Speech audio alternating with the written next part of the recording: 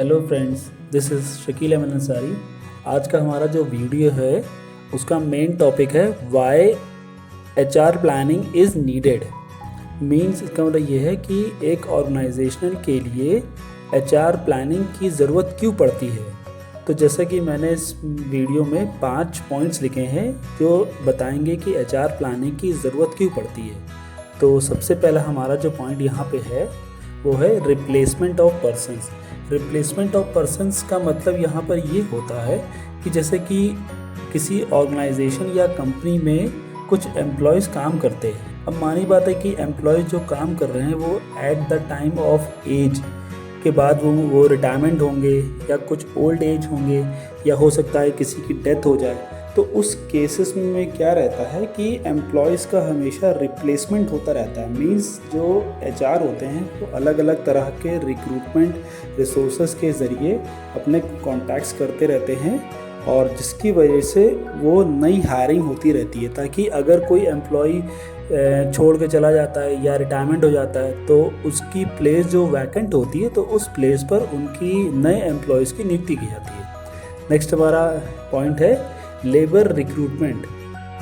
Labour recruitment का मतलब यहाँ पर ये है कि recruit new employees in place of those employees who are left. Means यहाँ पर ये है कि जो एम्प्लॉयज़ जॉब को छोड़ के चले जाते हैं, कभी कभी ऐसा होता है कि बहुत से एम्प्लॉयज़ को कोई और अपॉर्चुनिटी मिल जाती है तो वो छोड़ के चले जाते हैं। अब अगर कोई ऑर्गेनाइजेशन इन सब चीज़ों के ऊपर अपनी प्लानिंग नहीं करेगा, क्योंकि ये कोई अनसर्टेन तो होता नहीं है कि आज एम्प्लॉय काम कर रहा है कल एम्प्लॉय काम ना करे या छोड़ के चला जाए या कुछ प्रॉब्लम्स हो जाए उसके साथ। तो इसीलिए एचआर प्लानिंग की जाती है फोरकास्ट को समझते हुए कि ये अगर एम्प्लॉय छोड़ के जा रहा है तो हम उनकी जगह पर किसी और नए एम्प्लॉय को लाए या जो एम्प्लॉय काम कर रहे हैं उनको उसके काम के बारे में भी सिखाया जाए।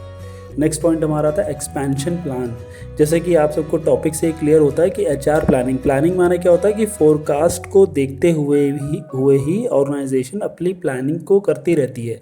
तो ये एक बहुत ज़रूरी पार्ट होता है कि ऑर्गेनाइजेशन के जो एचआर हैं वो हमेशा दिन पर दिन अपनी नए से नई प्लानिंग को लाते जाए। वो क्योंकि 21st सेंचुरी में हर एक तरह की टेक्नोलॉजीज़ और काम करने के वर्क और सिस्टमैटिकली चेंज होता रहता है।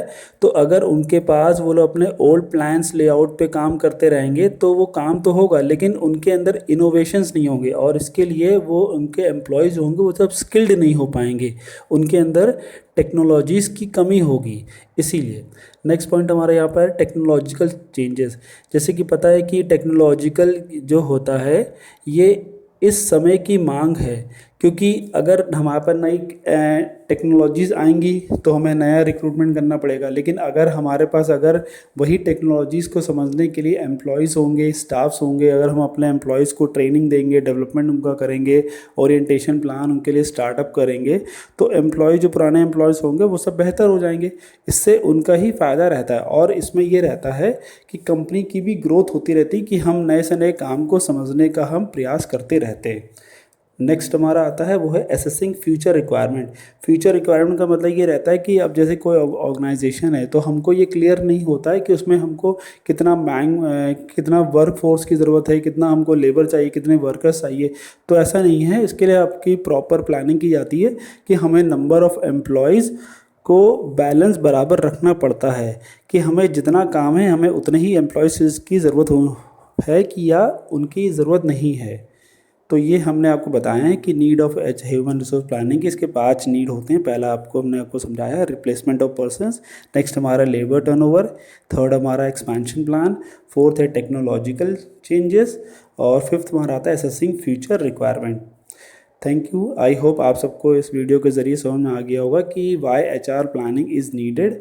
और अगर आपको कोई भी डाउट लगे तो आप नीचे कमेंट बॉक्स में आप कमेंट लिख सकते हैं, आप पूछ सकते हैं।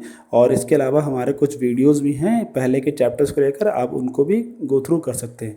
Thank you, have a nice day and please don't forget to subscribe and press the bell icon.